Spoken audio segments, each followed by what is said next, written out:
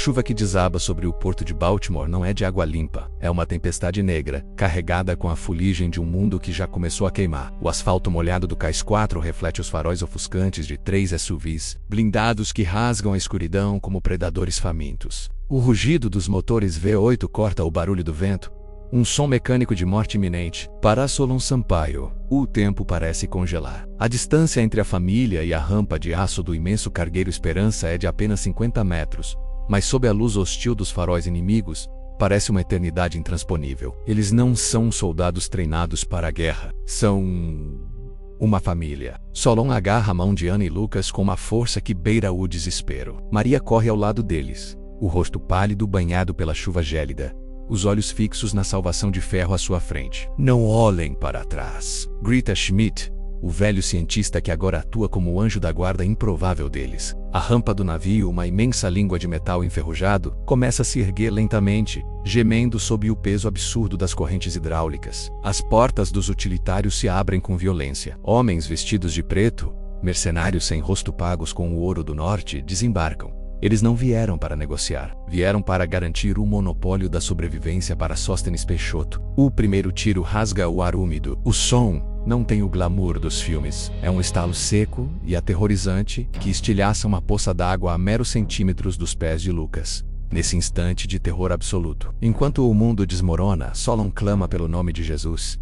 É um grito silencioso, nascido na alma de um homem que vê a morte estender a mão para seus filhos. Ele pede um escudo que a física e as probabilidades não podem explicar, e a resposta não vem das nuvens, mas do alto do convés molhado do Esperança. Uma figura imponente surge na amurada do navio, recortada pelos relâmpagos. É o capitão, um homem forjado pelas tempestades mais cruéis do oceano, cuja fé é tão sólida e inabalável quanto o casco de sua embarcação. Ele não hesita diante do mal. Um clarão irrompe de suas mãos, seguido pelo estrondo ensurdecedor de um rifle de grosso calibre. O tiro de supressão atinge o capô do SUV mais próximo, forçando os mercenários a buscarem cobertura atrás das portas blindadas. Subam! Agora, a voz do capitão troveja pelos alto-falantes do cargueiro, dominando o som do temporal. A família avança freneticamente pela rampa metálica que já se eleva do chão. Solon empurra as crianças para cima, sentindo os músculos queimarem. As balas ricocheteiam no aço grosso ao redor deles, faíscas iluminando a noite. Eles cruzam a soleira da entrada principal no exato momento em que a enorme escotilha se fecha com um baque surdo, selando-os na escuridão protetora da arca.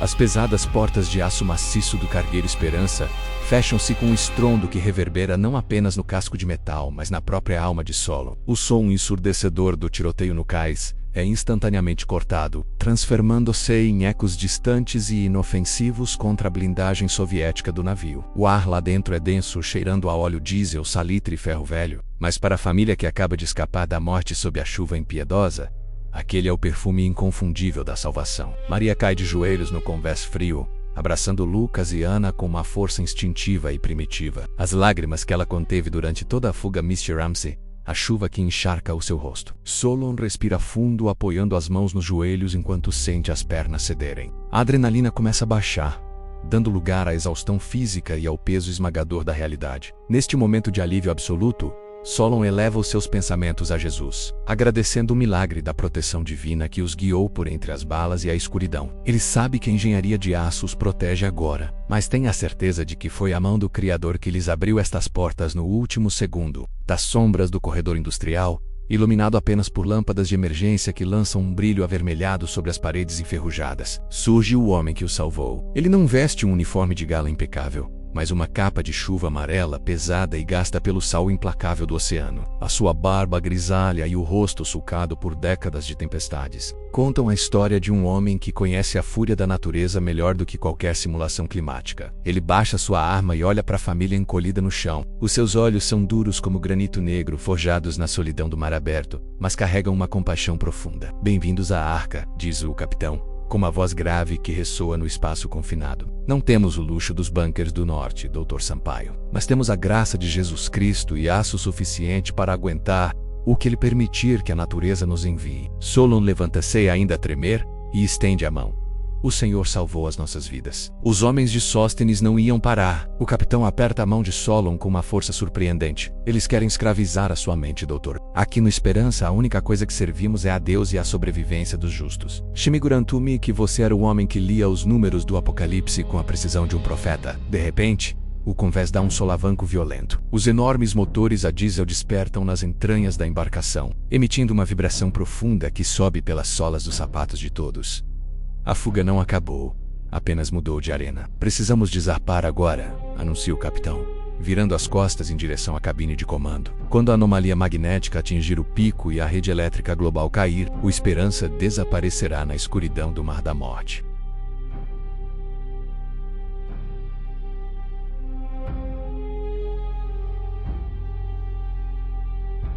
As engrenagens maciças do cargueiro Esperança gemem num lamento metálico, enquanto as âncoras são recolhidas. O navio vibra com a força bruta dos seus velhos motores a gasóleo, uma fera de aço a despertar para enfrentar o fim do mundo. No cais, agora distante através da chuva torrencial, as luzes dos SUV dos mercenários parecem olhos de predadores frustrados. Eles disparam as últimas rajadas de desespero contra o casco negro da embarcação, mas as balas ricocheteiam inofensivas na blindagem espessa, caindo na água negra como seixos inúteis. Solon, ainda a recuperar o fôlego no convés úmido, abraça Maria. Eles conseguiram. Estão a bordo. Estão vivos. Mas o verdadeiro terror não vem dos homens que deixaram para trás. Vemdish, o capitão, firme no leme na cabine de comando, olha para o céu revolto através do vidro reforçado.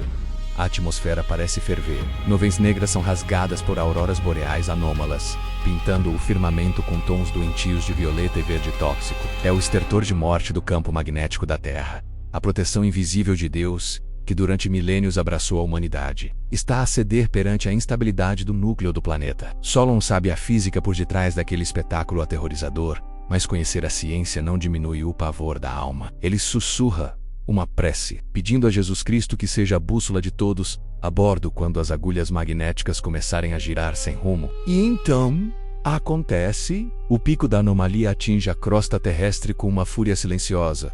Uma onda eletromagnética letal varre o continente. Solon vira-se para olhar a costa leste americana uma última vez. A metrópole de Baltimore, um símbolo da arrogância tecnológica e do poder humano, estremece. Num efeito dominó assustador e instantâneo, os arranha-céus apagam-se, os postes de iluminação estouram, os painéis publicitários morrem, a rede elétrica sucumbe completamente, mergulhando a costa inteira numa escuridão absoluta e irrevogável. O zumbido elétrico da civilização cessa para sempre. O mundo regressa à Idade das Trevas numa fração de segundo. A bordo do Esperança, os geradores isolados mantêm as luzes vermelhas de emergência acesas, um pequeno e frágil farol de vida no oceano de trevas. O navio corta as ondas que começam a crescer de forma antinatural, deixando o continente morto para trás. É o início da jornada no Mar da Morte.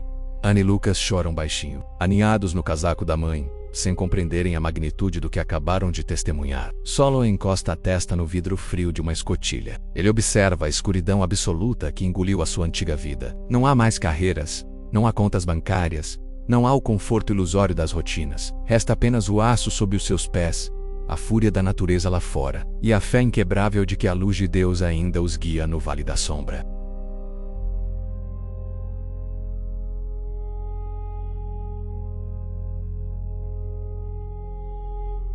A adrenalina, que até então servira como um escudo invisível contra o pânico, começa a dissipar-se lentamente nas veias de Solon e Maria.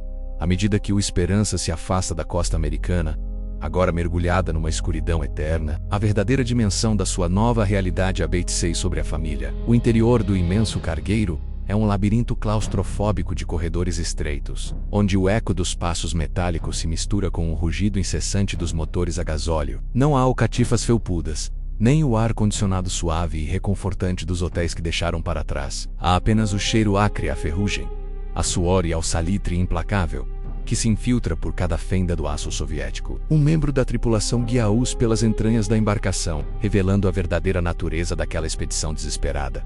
O Esperança não é um cruzeiro de luxo. É um milagre da engenharia e da sobrevivência. Nos porões adaptados, Solon vislumbra estufas hidropônicas, iluminadas por luzes ultravioleta, caixas de sementes seladas a vácuo e purificadores de água industriais. Passam por outras famílias ao longo do caminho, menos mecânicos, agricultores, professores, homens e mulheres de mãos calosas e rostos vincados pelo cansaço. São os rejeitados pelo elitismo impiedoso de Sóstenes, os humildes que não tinham o bilhete dourado para os bunkers do norte. Contudo, Solon percebe nos olhos daquela gente uma resiliência sagrada. É a graça de Jesus Cristo que une aquelas almas fraturadas num propósito comum de salvação. Chegam finalmente ao que será o seu novo lar.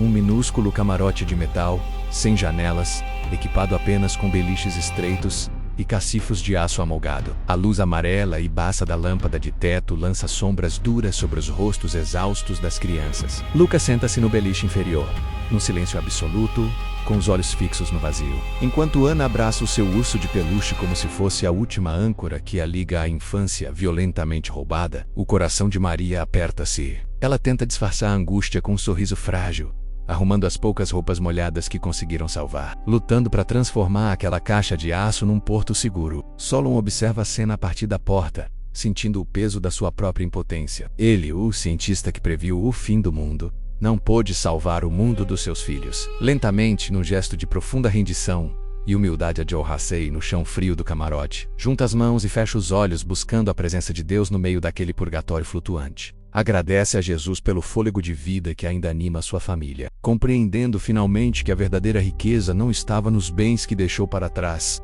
mas na respiração daqueles que ama. De súbito, o navio sofre um solavanco brutal, atirando Solon contra a parede metálica. O Esperança acaba de atingir as águas abertas.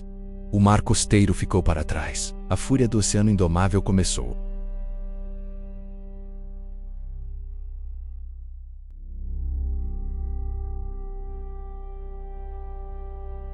O impacto do oceano aberto contra o casco do Esperança soa como o martelar de um titã. A passagem da Baía Protegida de Baltimore para a fúria do Atlântico não é apenas uma mudança de geografia. É a entrada num novo domínio da física. Com a rede elétrica do continente a colapsar nas suas costas, mergulhando o velho mundo no silêncio, Solon sobe com dificuldade até a ponte de comando. O que ele vê através dos vidros reforçados não é o oceano que a humanidade mapeou e conquistou. É o verdadeiro Mar da Morte. A anomalia magnética, agora no seu pico de ruptura, tá a distorcer muito mais do que simples bússolas. O céu noturno, desprovido de qualquer poluição luminosa humana, não exibe as constelações familiares. Em vez disso, está manchado por faixas aurorais de um vermelho-sangue e violeta profundo, resultado da radiação cósmica a colidir impiedosamente com a atmosfera desprotegida. Esse brilho macabro reflete-se nas águas revoltas, transformando a crista das ondas de 30 metros em montanhas de ébano e fogo líquido. O capitão, com as mãos firmes e calosas no leme pesado, luta contra correntes que parecem ter enlouquecido. A gravidade da Lua já não é a única força a ditar as marés. O rápido enfraquecimento magnético desestabilizou as pressões abissais. No radar do navio, cujos sistemas analógicos resistiram ao pulso eletromagnético, manchas imensas começam a aparecer. Não são recifes. Não são submarinos. Quando um relâmpago rasga a escuridão, Solon vislumbra o horror ecológico na superfície da água. Centenas de baleias, golfinhos e aves marinhas boiam sem vida ou nadam em círculos caóticos e desesperados. Sem o campo magnético para guiar os seus instintos migratórios milenares, os gigantes dos oceanos perderam o rumo, sucumbindo à desorientação total e à exaustão. É um cemitério biológico a perder de vista. Eles foram os primeiros a sentir, murmura Solon com a voz embargada pela magnitude da tragédia natural. A ciência que ele estudara durante décadas em ecrãs de computador estava agora a desdobrar-se diante dos seus olhos com uma brutalidade indiferente e matemática. O planeta estava a ser reiniciado. Nas profundezas do cargueiro, Maria tenta acalmar as crianças enquanto o chão de aço oscila violentamente, arremessando objetos e testando a sanidade de todos os refugiados a bordo. Eles deixaram para trás um mundo de cimento e certezas e entraram num abismo líquido onde a única lei é a adaptação extrema. O Esperança avança a custo, rasgando ondas colossais rumo ao sul, em direção ao gelo da Antártida. O último giro da Terra Antiga estava concluído. A longa, escura e aterradora noite do Novo Mundo acabava de começar,